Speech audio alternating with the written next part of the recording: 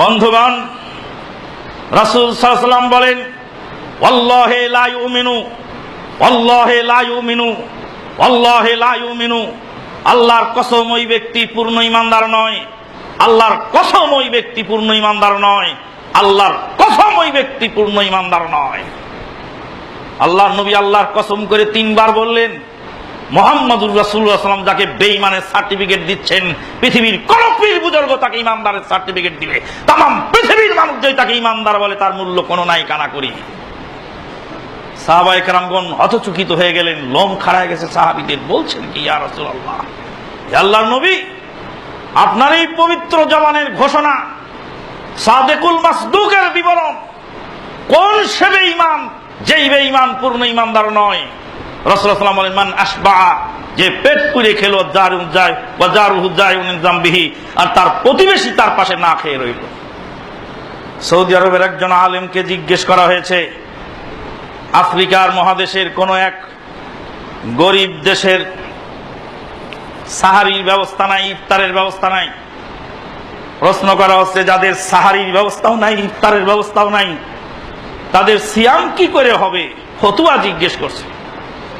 ফতোয়ার প্রশ্নের উত্তর দেওয়ার আগে দীর্ঘক্ষণ ধরে আরবের সেই বরেণ্য আলেমে দ্বীন কাঁদলেন। গোটা বিশ্ব দেখলো, গরিব দুঃখী মানুষের জন্য যার প্রাণ কাঁদে না, যার অন্তরে একটু আঘাত লাগে না, সে বেঈমান। ক্ষুধা বড় কঠিন জিনিস, ভয়াবহ জিনিস। ভূমধ্য সাগরে নৌকায় পাড়ি দেওয়ার সময় ইটালি যাওয়ার পথে দালাল চক্রের খপ্পরে পড়ে 17 জন যুবক, যারা ক্ষুধার তাড়নায় প্লাস্টিকের নৌকায় মৃত্যুবরণ করেছিল কয়েক বছর আগে, তাদের ভিতরে যারা বেঁচে ছিল তারা বিবরণ দিয়েছে, আমাদের সাথী ভাইয়েরা ক্ষুধা সহ্য না করতে পেরে নিজের গায়ের জামা টেনে টেনে ছিঁড়ে ছিঁড়ে খেয়েছিল মৃত্যুর আগে। ডায়েরির পাতা ছিঁড়ে ছিঁড়ে খেয়ে খেয়ে জান বাঁচানোর চেষ্টা করেছিল। ক্ষুধার রাজ্যে পৃথিবী গদ্যময়। ইমাম আহমদ বিন হাম্বল, ইমাম ইয়াহইয়া বিন মাঈন এবং ইমাম আবু হাতিম আর রাজি রাহিমাহুল্লাহ, 3 বন্ধু মিশরে যাওয়ার পথে, হাদিস সংগ্রহের জন্য মিশরে যাওয়ার পথে যখন খাদ্য ফুরে গেল, তখন কচ্ছপের খুলি ভেঙে কচ্ছপের গোশত কামড়িয়ে খেয়ে জীবন ধারণ করেছিলেন ইমাম বুখারী রাহিমাহুল্লাহ। বুখারী শরীফ লিখতে গিয়ে যখন জাদ ও তোষা ফুরে যেত, বাবলা গাছের পাতা খেয়ে জীবন ধারণ করতেন। আল্লাহু আকবার।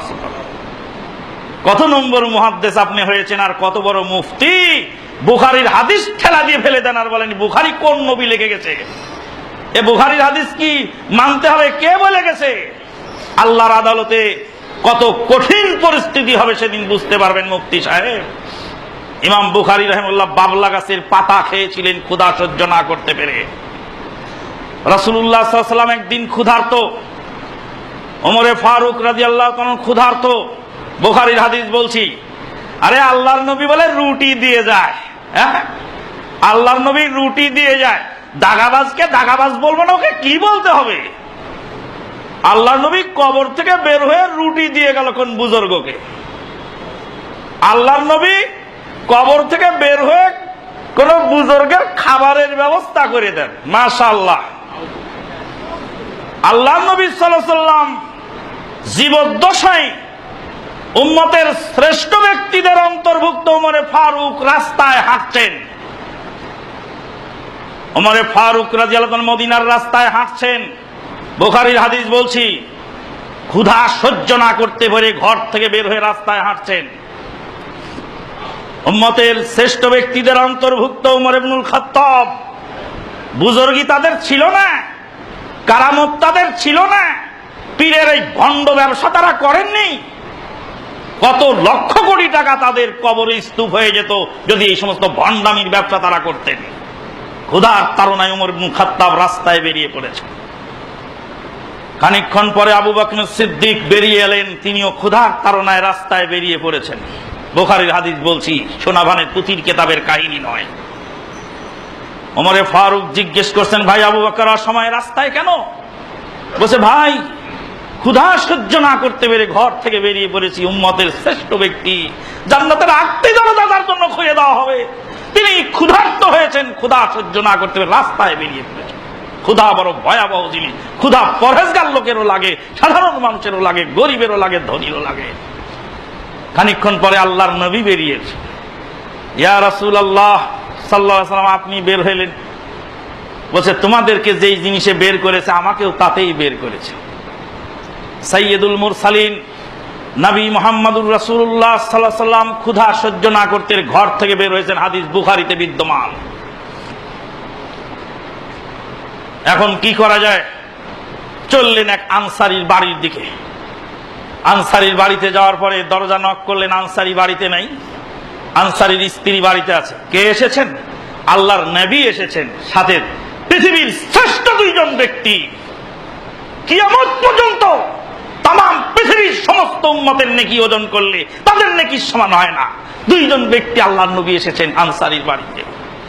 আনসারীর স্ত্রী তো খুব খুশি, আল্লাহর নবী আমাদের বাড়িতে এসেছেন। রাসূল সাল্লাল্লাহু আলাইহি সাল্লামকে বসতে দিলেন। ভিতর থেকে এক থোকা খেজুর, কাঁচা পাকা খেজুর পাঠিয়ে দিলেন রাসূল সাল্লাল্লাহু আলাইহি সাল্লামের হাতে। রাসূলুল্লাহ সাল্লাল্লাহু আলাইহি সাল্লাম খেজুর থেকে খেজুরের দানা ছিঁড়ে খেলেন, সাহাবীদেরকে দিলেন, পানি পান করলেন, আর বললেন, সুম্মা লা তুসআলুন্না ইয়াওমাইদিন আনিন নাঈম, তোমাদেরকে আল্লাহর নিয়ামত সম্পর্কে জিজ্ঞাসা করা হবে। আপনার খানা ডাস্টবিনে যায় কেন? কেমন মুসলমান আপনি? আপনার খানা ডাস্টবিনে যায় কেন? একটা দানার হিসাব আল্লাহর আদালতে দিতে হবে। 100 কোটি মানুষ যেই পৃথিবীতে না খেয়ে থাকে, আপনার খানা ডাস্টবিনে যাবে মানে আপনি কেমন মুসলমান? আপনি, আপনার খানা নষ্ট হয় কেন? একটা দানা নষ্ট করার অধিকার নেই। দানা যদি ময়লার মধ্যে পড়ে যায়, ওটা খাওয়ার উপযুক্ত না থাকে, ওটা তুলে নিয়ে পশু পাখিকে খাওয়িয়ে দিতে হবে, নর্দমায় ফেলতে পারবেন না। খাদ্য নর্দমায় ফেলার অনুমতি নাই। এটা কলা খেয়ে কলার ছালটা ফেলবেন, তাও সাদকার নিয়তে ফেলবেন। কোন বকরি ছাগল যদি খায় আপনি নেকি পাবেন।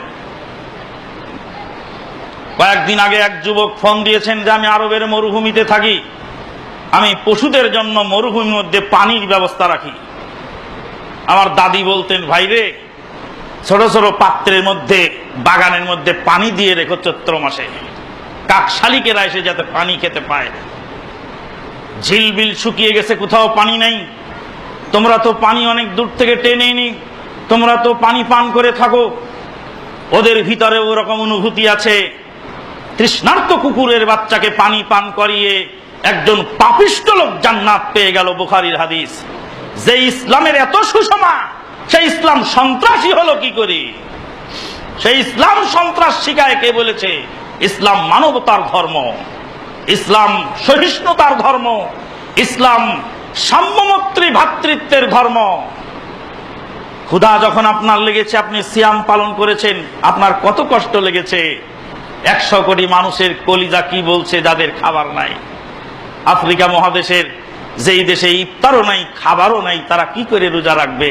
আরবের শেখ কেঁদে জারজার হয়ে গেলে। বন্ধুগণ, এই অনুভূতি সৃষ্টি যখন হলো, আল্লাহ পাক বললেন, এবার তোমরা বুঝতে পেরেছো, অফি আমওয়ালিকুম অফি আমওয়ালিহিম হাক্কুম মালুম লিসাইলি ওয়াল মাহরুম। তাদের মালের মধ্যে নির্ধারিত একটা অংশ রয়েছে, পাওনা। গরিবের পাওনা গো, ওটা গরিবের প্রতি এহসান নয়, ওটা ওর পাওনা। যাকাত হলো গরিবের পাওনা। শতকরা 2.5 টাকা গরিবের হক, ওটা ওর পাওনা, ওটা আপনার নয়। কোন দেশে যদি যাকাত গ্রহণকারী না থাকে, তাহলে আপনার মাল ফেলে দিতে হবে, কিন্তু ওটা খাওয়া যাবে না, আপনার জন্য অনুমতি নাই। যে দেশে গরিব আছে সে দেশে পাঠিয়ে দিতে হবে, ওটা আপনি খেতে পারবেন না, ওটা আপনার জন্য হারাম।